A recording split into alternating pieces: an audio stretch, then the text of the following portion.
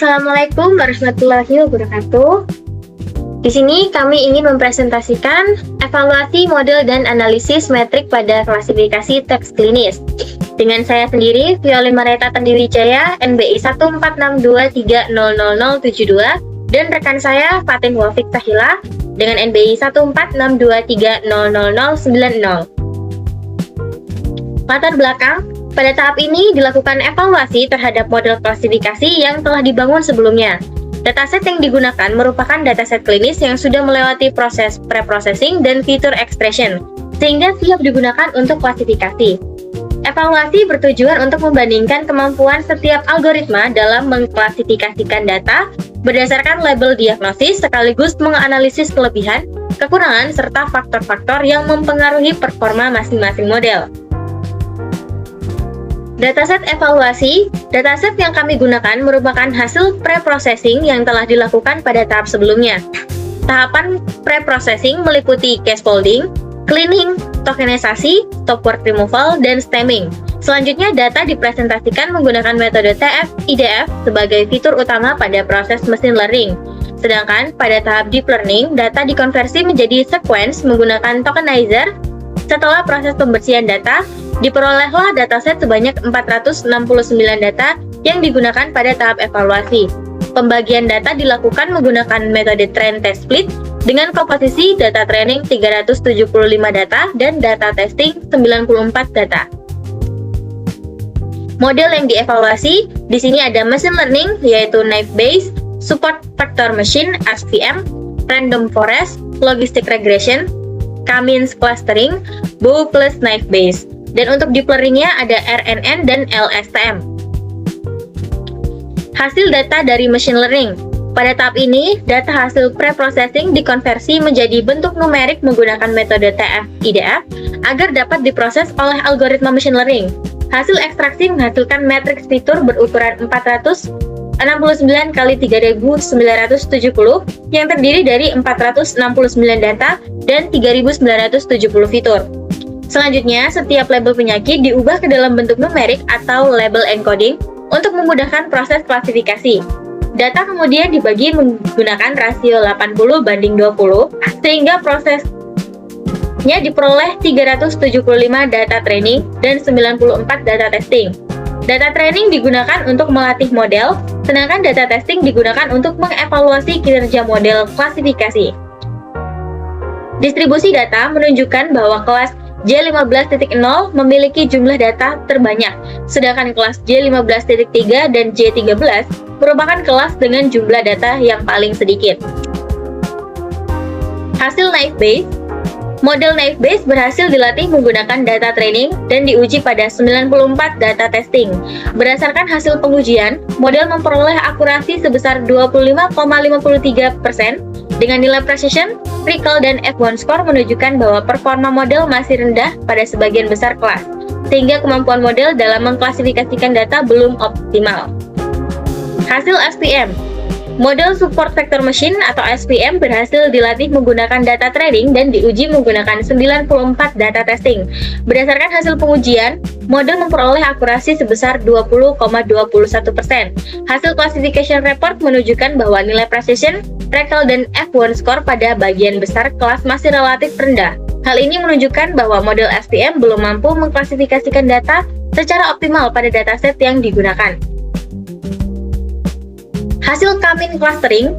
Model K-means clustering diterapkan pada 500 data yang telah diekstraksi menggunakan TF-IDF sehingga menghasilkan matriks fitur berukuran 500 kali 4099. Berdasarkan hasil pengujiannya, proses clustering membentuk 11 cluster sesuai dengan jumlah cluster yang telah ditentukan.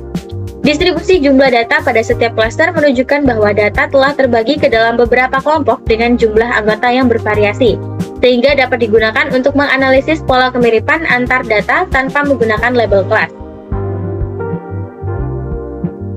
Model random forest berhasil dilatih menggunakan data training dan diuji menggunakan 94 data testing. Berdasarkan hasil pengujian, model memperoleh akurasi sebesar 25,53%. Dengan hasil classification report menunjukkan bahwa nilai precision, recall, dan F1 score pada beberapa kelas masih relatif rendah. Hal ini menunjukkan bahwa model random forest belum mampu mengklasifikasikan seluruh datanya secara optimal pada dataset yang digunakan. Selanjutnya akan dijelaskan oleh rekan saya. Terima kasih. Assalamualaikum warahmatullahi wabarakatuh. Perkenalkan, nama saya Fatih Latif Salila dengan 1462300009. Di sini saya akan menjelaskan tentang logistic regression. Berhasil dilatih menggunakan data training dan diuji menggunakan 94 data testing. Berdasarkan hasil pengujian, model memperoleh akurasi sebesar 24,47%. Hasil classification report menunjukkan bahwa nilai precision, recall, dan F1 score pada sebagian besar kelas masih relatif rendah. Hal ini menunjukkan bahwa model logistic regression belum mampu mengklasifikasikan data secara optimal, sehingga masih terdapat banyak data yang salah diklasifikasikan pada dataset yang digunakan. Di sini ada gabungan antara naive-Bayes dengan representasi fitur back of words. Berhasil dilatih menggunakan 375 data training dan diuji menggunakan 94 data testing. Hasil pengujiannya menunjukkan model memperoleh akurasi sebesar 23,40% berdasarkan classification report.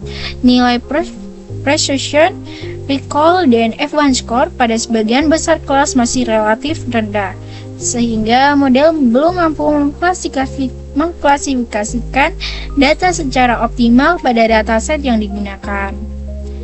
Di sini di deep learning ada jumlah data 469 dengan label juga 469, menghasilkan matriks data berukuran 469 kali 100. Selanjutnya, dataset dibagi menjadi 375 data training dan 94 data testing yang digunakan untuk proses pelatihan evaluasi model deep learning. Ada dua pelatihan, yang pertama ada RNN atau bisa disebut Recurrent Neural Network. Berhasil dilatih menggunakan 375 data training selama 10 approach dan diuji menggunakan 94 data testing. Selama proses pelatihan, nilai akurasi training meningkat hingga 95,00%, sedangkan validation akurasi terbaik hanya mencapai 18,67%. Perbedaannya yang cukup besar antara akurasi training dan validasi menunjukkan bahwa model mengalami overfitting, sehingga kemampuan model dalam menggeneralisasi data baru masih rendah. Kedua, ada LSTM atau bisa disebut long short term memory.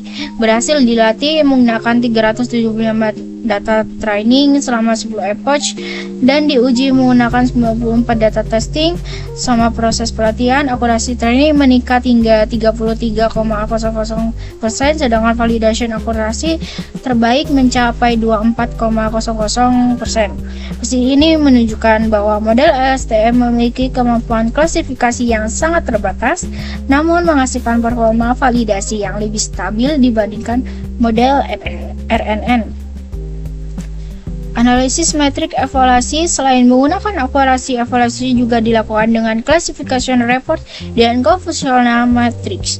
Classification report menunjukkan bahwa nilai precision, recall, dan F1 score pada beberapa kelas masih rendah karena distribusi data yang tidak seimbang. Sementara itu, confusion metric memperlihatkan bahwa sebagian besar kesalahan prediksi terjadi pada kelas minoritas, sedangkan kelas dengan jumlah data lebih banyak memiliki tingkat prediksi yang lebih baik. Dari hasil ini dapat disimpulkan bahwa performa model tidak hanya bergantung pada algoritma, tetapi juga sangat dipengaruhi oleh kualitas dan distribusi dataset. Faktor yang mempengaruhi hasil evaluasi: yang pertama, jumlah dataset yang relatif sedikit. Kedua, distribusi label yang tidak seimbang. Ketiga, beberapa kelas yang hanya memiliki sedikit data sehingga sulit dipelajari model. Keempat, fitur extraction menggunakan TF-IDF belum sepenuhnya mampu menangkap hubungan semantrik antar kata. Terakhir, model deep learning memerlukan jumlah data yang lebih besar agar memperoleh performa yang lebih baik.